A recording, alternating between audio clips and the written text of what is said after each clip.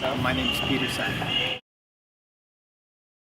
I'm a cellist, I'm a musician, and I trained to do classical music. And I found myself after that doing Broadway music in New York, which is mainly what I do. I do Broadway and film scores, rock bands, improvisatory events, and the circus. So how, it was with the Banana Spiel project, is that how you got hooked up with Cirque du Soleil? Exactly. In fact, I was working on Broadway with a guy named Larry O'Keefe who wrote Legally Blonde, a Broadway show. And he got asked by David Shiner, who was the director of Banana Spiel, who was also in the crowd, to do the music for Banana Spiel. And so I went with Larry. And Larry ultimately didn't do the project, but that's how I got introduced to Cirque du Soleil. What other shows besides this one is this the first show you're doing with them? No, it's this one and Banana Spiel are the two shows that I've done to Cirque du Soleil. What's it like? What is there like a big difference between playing a Broadway show or writing tracks for someone's album to something of this kind of scale? Yeah, there's a big difference. For me, when you're playing Broadway shows, you should show up at 7:55 and you wear black and you play the show and it's awesome. It's really awesome. But then you're done, 10:30 when the show's done.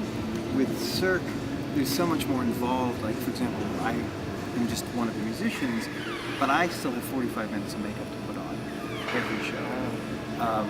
The individual players on the stage, some of them spend an hour and a half, 2 hours before every show putting on makeup just to get ready for the show.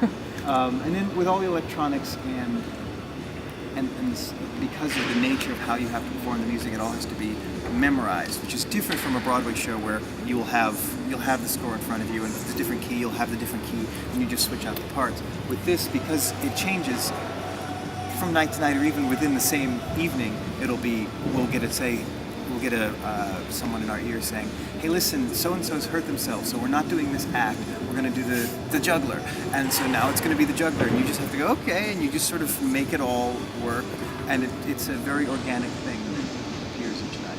That's awesome. How do you, I guess, like with something like this, maybe it's different to other projects you've done, but how do you, I guess, like, what's your relationship with your instrument, but also like with the music? How do you kind of connect into like the emotion of a performance like this? How do you tap into that? Well, you do, but it's hard because it is a job. Right. At the end of the day, you are playing this, like a Broadway show or even a symphony orchestra. You are playing the same music again and again, and you have to find ways each night to get into it. And some nights it's about what's happening on the stage. Some nights the band is grooving in such a way that you're just like, you're into the music that way. And some nights you say, oh, I'm just going to do my best because that's what I got tonight. And it goes up and down. Cool. With this one, I know Cirque du Soleil, I think they really shine in terms of like the breadth of the storytelling. What is the story? What's behind this?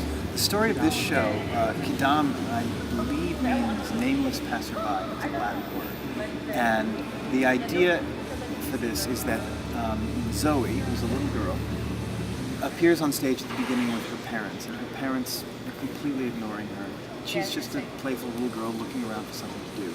And someone knocks at the door, and it's Quidam, the character Quidam, which is this very tall, trench coat wearing, headless entity with an umbrella. And Quidam comes in and drops his hat and leaves.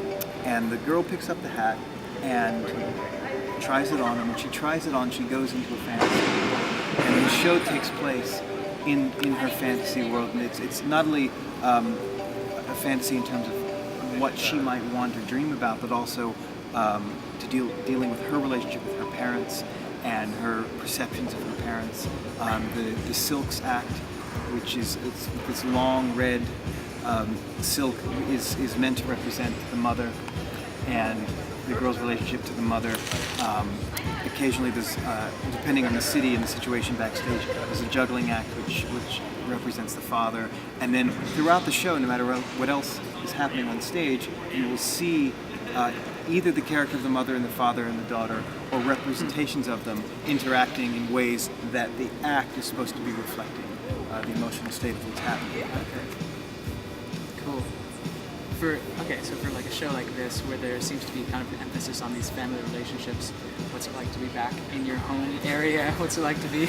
It's kind of here? wonderful. It's kind of Yeah. wonderful. I was seeing my brother yesterday, and my grandmother, and my old cello teacher, and friends from high school, and to come back, not only performing but performing with a group like this, it just feels wonderful. When you were at Kempsville, was this something that was even on, like something this big, was it on your radar at all? Like, I want to play cello, and I'm gonna be in the biggest thing possible. You know, when I was at Kempsville, I was also attending the governor's school.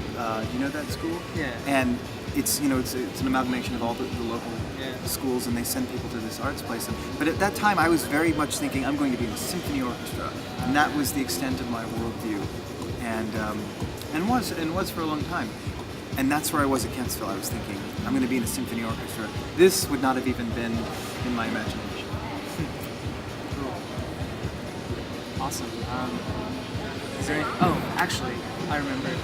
I'm really, really curious about the project, the different composers. Oh, the cello project. Yeah, that sounds incredible. Yeah. Just speak to that. Oh yeah, I'd be very happy to. Quickly. As I said, I play a lot of Broadway shows, Yeah. and I come from a classical tradition, and so the idea behind the cello project was to ask Broadway composers to write instrumental music for the cello without voice, which for them is a very new thing because it's always about the voice. You know, through Sondheim, it's about the words, and then everything else supports that.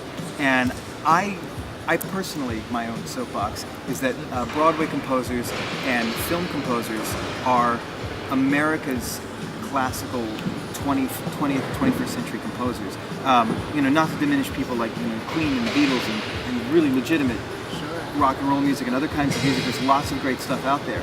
But in terms of the symphonic tradition, the tradition of instrumental music, I think that Broadway composers and film composers are our treasure, our contribution to that tradition. And I wanted to create a project where Broadway composers are writing that sort of music and have that music be taken seriously in that light. Awesome. Cool. And that's like an ongoing thing. Is that coming in the near future, like recordings or an album, I'm or? doing the album as we speak. I've got a couple of tracks down. When I finish this tour in January, I'm going to finish it in New York, and hopefully it'll come back out in the spring. Awesome.